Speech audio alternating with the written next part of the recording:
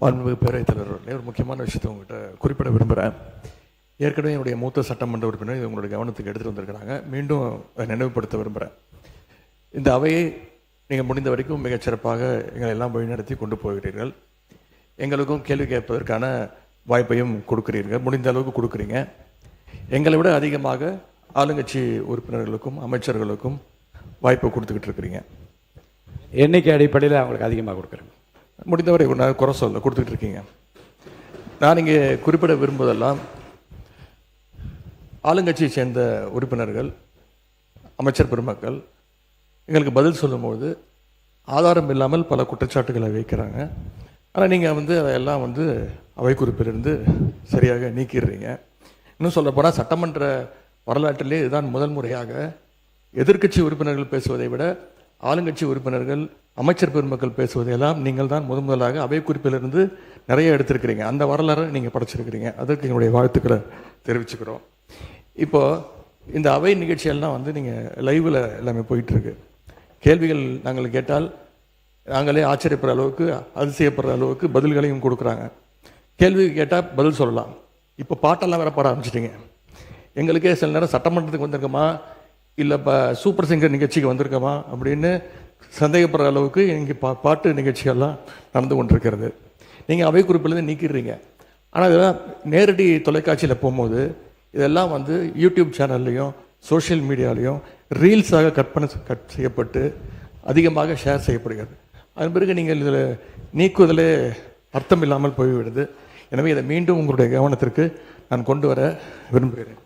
அதே மாதிரி இன்னொரு விஷயம், நேற்று முன்தினம் இந்த பேரவையில் பேசின நம்முடைய முதலமைச்சர் அவர்கள் தன்னுடைய டேபிளில் 3 ஃபைல்ஸ் இருப்பதாகவும் அந்த ஃபைல்ஸை அவர் திறந்து பார்க்க வச்சிடாதீங்க அப்படிங்கிற தோணியில் எங்களுடைய அரசை குற்றஞ்சாட்டுகின்ற வகையில் குறிப்பிட்டு பேசியிருக்கிறாரு. அந்த ஃபைல்ஸை நாங்கள் கேட்டுக்கொள்வது, தயவு செய்து அவர் திறந்து பார்க்க வேண்டும், அது மீது அவர் ஆக்ஷன் எடுக்க வேண்டும். எதற்காக பயப்படுறீங்க, எதற்காக காலம் தாழ்த்துறீங்க, இதையே 3 மாதமாக சொல்லிட்டு இருக்கிறீங்க. ஜோசியக்கார சொன்னால் தான் அந்த ஃபைல் திறந்து பார்ப்பீங்களா? நல்ல நேரம் அதை பார்த்துக்கிட்டு இருக்கீங்களா? மாண்புமிகு எதிர்க்கட்சி தலைவர்களுக்கு முதலமைச்சர் அன்றைக்கு பேசுகிற போது மாண்புமிகு பொதுப்பணித்துறை அமைச்சர் சொல்லுங்கள். மாண்புமிகு பேரவைத் தலைவர்களே, நம்மளுடைய மூத்த உறுப்பினர் ஃபர்ஸ்ட் 2 நாளுக்கு முன்னாடி சொன்னார், நாங்கள் முதலமைச்சர் சொல்லும்போது நாங்கள் மிசாவையே பார்த்த இயக்கம்னு. நீங்கள் மிசாவையே பார்த்த இயக்கம் தான். ஆனால் மிசாவையே பார்த்த திமுக இயக்கத்தை தனி பெரும் கட்சியாக எங்களுடைய தலைவர் வெற்றி பெற்று இந்த தேர்தலில் தாவேக்கான என்னன்னு காமிச்சிருக்கோம். அதனால எங்களுக்கு எந்த பயமும் கிடையாது. எங்களுக்கு எந்த பயம் கிடையாது. ஒவ்வொரு தலையிலும், முக்கியமாக நெடுஞ்சாலை துறையிலும் சரி, முக்கியமாக பொதுப்பணி சொல்லி வெள்ளை வேரிக்கை வெளியிட்டு முதலமைச்சருடைய அலுவலகத்தில் அந்த ஃபைல் இருக்கு.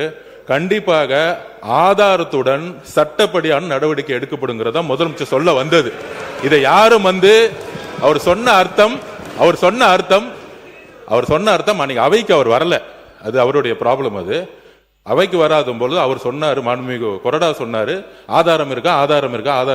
நிதித்துறை அமைச்சர் பார்க்கும் பொழுது, அவர் கேட்கும் பொழுது, எங்க கிட்ட ஆதாரம் இருக்கு, அதை தகுந்த நேரத்தில் சட்டப்படியான நடவடிக்கை எடுக்கப்படும் சொன்னாருங்கிறத பதிவு பண்றேன். ஏன்னா அவர் எதிர்க்கட்சி தலைவர் அன்னைக்கு வரல, அவர் அதனாலதான் பதிவு பண்ண. அதுக்கப்புறம் அவர் சொல்றாரு, போன 5 வருஷம் இவங்க என்ன ரீல்ஸ் விட்டாங்க, என்ன பாட்டு பண்ணாங்க, பாராளுமன்றத்திலே பதவி இருக்கும் பொழுது எங்களுடைய எந்த கட்சி தலைவரையும் பத்தி உறுதிமொழி எடுக்கல. அவரை பத்தி பேசிதான் உறுதிமொழி எடுத்தாங்க. பாராளுமன்றத்திலேயே தமிழ்நாட்டுடைய புகழ் பெரியாரை பத்தியோ அண்ணாவை பத்தியோ பேசல. ஒவ்வொரு எம்பியும் போய் யாரை பத்தி பதவி பிரமாணம் பண்ணாங்கிறது மக்களுக்கு தெரியும். இந்த அவை உறுதியாக சொல்றோம், நீங்க 25 வருஷத்துக்கு மேல ஆட்சியில் இருக்கீங்க, ஏன் தைரியம் இருந்தா லைவ் போடல? நீங்க இது வரைக்கும் உங்ககிட்ட நேர்மையான வெளிப்படை தன்மையான சட்டமன்றத்தை நடத்தக்கூடிய தைரியம் திமுக இதுவரைக்கும் இருந்தது இல்லை. முதல் முறையாக தமிழ்நாட்டு வரலாற்றிலேயே தமிழ்நாட்டுடைய மக்களாட்சியை நிலைநாட்டி, ஜனநாயகத்தை நிலைநாட்டி, நாங்கள் தவறு செய்தால் நீங்கள் சொல்லுங்கள் சொல்லக்கூடிய சபாநாயகையும் ஒரு ஆட்சியும் எங்களுடைய முதலமைச்சர் மக்களுடைய ஜனநாயகத்தை காப்பாற்றுவதற்காக லைவ் மக்கள் முன்னாடி தெரியுமா விட்டுருக்கார். அதை நாங்கள் பதிவு பண்றோம். ஏன் நீங்க ஏன் லைவ் உள்ள? நீங்க ஏன் லைவ் இல்ல? 2021 உங்களுடைய தேர்தல் அறிக்கை என்ன இருந்துச்சு? 2021 திமுகவுடைய தேர்தல் அறிக்கையில் சட்டமன்றத்தை லைவ்ல கொண்டு வரணும்னு சொன்னீங்களே, ஏன் செய்யல?